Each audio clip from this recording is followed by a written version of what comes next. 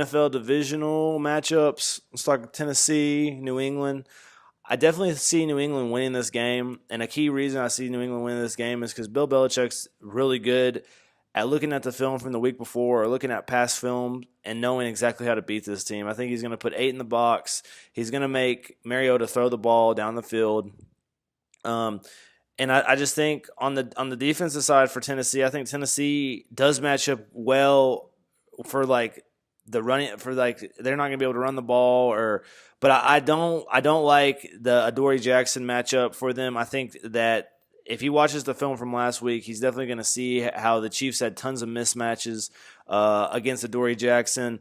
And there's a couple of times, I think they're going to use, drags over the middle and those are situations where Adoree last week, he didn't know if he should stay on his side of the field or if he took the man. So the man in zone, they just need to confuse him and continue to do that. I think New England wins this game easily if they can control that side of the field and don't let the safeties take you out. The safeties will take you out. But I think obviously with Gronk's going to be pushing the safeties down the field. It's going to get them out of the play. So it's going to put Adoree even more on an island. I think they attack Adoree all day. And I'm not saying Adoree is a bad player, but he's a rookie. He's unexperienced, and the Titans are stubborn. They're going to try to play their defensive scheme. They're going to say, no, Adoree doesn't need extra help. But at the same time, if you give Adoree extra help, Rob Gronkowski is going to kill him all day. So that's tough there. No DeMarco for them also. I mean, Derrick Henry's looked good. I don't know what more you can ask for it from a running back, so can't really fault that. Next, though, let's talk Atlanta and the Eagles. So the Eagles kind of got exposed towards the end of the year. Eli Manning did a great job of it. You can check out the film between their game when they were in New York. And crosses, or not crosses, but slants over the middle is the area of the field that the Eagles don't cover that much. They like to play their safeties, leave their safeties back, and maybe they may play some man on the outside, and that opens up the slants. Now, when you talk about the national championship game last week, my main takeaway for Georgia was, why did you stop going to the middle of the field? And I didn't necessarily notice whether, did Alabama start playing the middle of the field, but that's kind of how you have to beat Alabama is you got to attack the middle of the field. You're not going to run the ball on them because they're going to put 7 to 8 in the box. But what you got to do is you got to ask those run stopping linebackers that they have, can you play the passing game? Can you cover a receiver over the middle and stuff like that? And that's something that Alabama has never been good at, and that's a way that you can beat them. But a lot of teams, they get stubborn and they say, we can run the ball, we can do this and we can do that. We don't need to think of some alternative way. We're going to play our game. We're going to come in and play. So let's talk about Atlanta and Atlanta and the Eagles. And obviously, the offensive end for the Eagles is going to be a disaster. They're not going to run the ball very well, and I don't see them running the ball very well. And then Nick Foles is going to be a game manager, so the offense isn't going to win the game. So the defense has to win the game for the Eagles, and that's just something that I don't really see happening. Like, I see the Eagles as a good defense, but if the Falcons watch the right film, they're going to see how you can beat them with slants over the middle. What you're gonna have, what it does is, see, they like to leave their safeties out, so they don't really get beat. They want to play the scheme of keep everything in front of you, and eventually have the team make a turnover. And you got to attack that middle of the field. And then the Giants did a really good job of that in their game a couple weeks ago against the Eagles. And I'm not really sold on the Eagles anymore without Wentz. I really feel like that's what got them to the point that they were. And for all year, I was looking for, a reason to be like, no, like, this Eagles team's good. Wentz is just kind of like a guy that he's lucky that he got to be quarterback on this team. But as more and more weeks go by, it shows that, what Carson Wentz was doing was a little bit more than what we were giving him credit for. And I just, to me, the Eagles defense is a good defense, but they're not the type that's going to really create a lot of turnovers this week against Matt Ryan. I think Matt Ryan is going to take care of the ball very well. And one of the biggest things with these divisional matchups is the quarterback matchup. Who has more experience? Who's been here? And the Falcons definitely are winning that category. And just talk about the Falcons for a minute. Think about the season they had, the barely getting into the playoffs. A game that nobody really thought they would win last week against the Rams. They are able to win that. The experience got them to win basically, and now they're playing. Now they get matched up against by far probably the team that you want to be playing right now in the Philadelphia Eagles, who are not what they were at the first year. They're not the billing of a number one seed. So it's kind of crazy to think that, the 6th seed is the favorite on the road against the Eagles this week, but that's just how it's going. Let's talk about New Orleans and Minnesota. Really excited about this game. I kind of talked about it a little bit in my last video because I kind of thought that they would play in the NFC Championship game.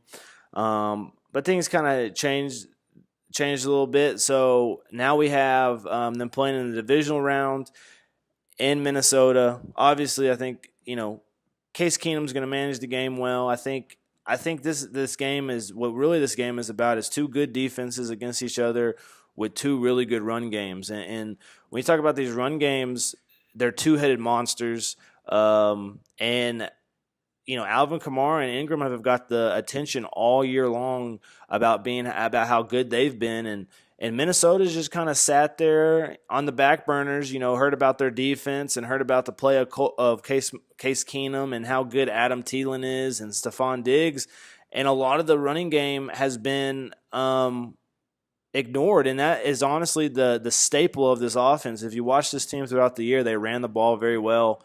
And the games that they didn't run the ball well, they lost. You talk about the Carolina game; they couldn't run the ball against Carolina, and they lost that game. And that's the most recent game that I can really remember that the Vikings lost. Going forward, though, this is a game I think New Orleans comes in and wins. After losing week 1, I think they already want to beat this team. And to me, Minnesota's good, but Minnesota. This is what they've been wondering all year. Is our quarterback situation going to get us to the point that we need to get? And I think that's going to be the issue. Their quarterback situation. The thing that they've been nervous about all year is now going to be at the forefront. And this New Orleans team. The only thing that helps them is each week, because they're a young team. They're getting older and older each week, getting more and more experience. This is a secondary that I do not want to mess with. When we talk about Von Bell, Marcus Lattimore, Marcus Williams. When you think about Kenny Vaccaro was a starting safety in this group, and now he's hurt, and honestly, it's not a bad thing. These younger guys are just getting the show out even more. If you're looking at a weak spot, you're looking at the linebackers for the Saints. And it's more of the weak spot is just because they don't have a lot of big names there. Teo is there, and Craig Robertson are some guys that are there. But if you're going to beat this team, I think you can beat them. Running. If you can establish your run game, I think that's one way to beat the Saints. But you got to take the stuff over the middle. You got to take the corners and the safeties out of the game. You can't. I've watched too many weeks now where they try to go one-on-one against these corners, and these corners win every week. Marcus Lattimore went toe-to-toe with Julio Jones a couple weeks ago. Last week was a situation where Carolina's not that well-versed on the outside, and Funches was hurt. Olsen doesn't look 100%. He looks like he's playing like he doesn't want to get hurt again. Not to say he didn't have a good game or whatever, but I'm taking Saints in this game. I think Breeze is the X factor. He gets it done. And another big matchup, Xavier Rose and Michael Thomas. I think that's going to be a real key matchup. If Ted Ginn can get loose like he did this last game, that's going to be key. So some key things there, and we'll see if Adam Thielen can be the third down threat that he was throughout the year. If Stephon Diggs can make a big play for the team. And for the Vikings defense I think will play well. it's really going to depend on the offense. Is the offense going to be able to replicate enough points to beat the Saints? Jaguars, Pittsburgh. I honestly don't think this is going to be a close game. I think Pittsburgh's probably going to blow them out of the water. We've been all year. People haven't written off the Jags because of their defense and because they're a team that would make you look that they very easily could make you look stupid because they can come out and they could beat the Steelers this weekend, and you'd be like, well, now they're in the AFC Championship game. I think they can beat the Patriots. Their defense definitely can lock down the Patriots. And they're one of the Final Four teams. So you can say there's a lot of reasons why you can't bash the Jaguars, but I'm gonna bash them. And I've been bashing them all year, and it's because their quarterback play. Blake Bortles will not get it done. He's going to crumble in the big-time moment.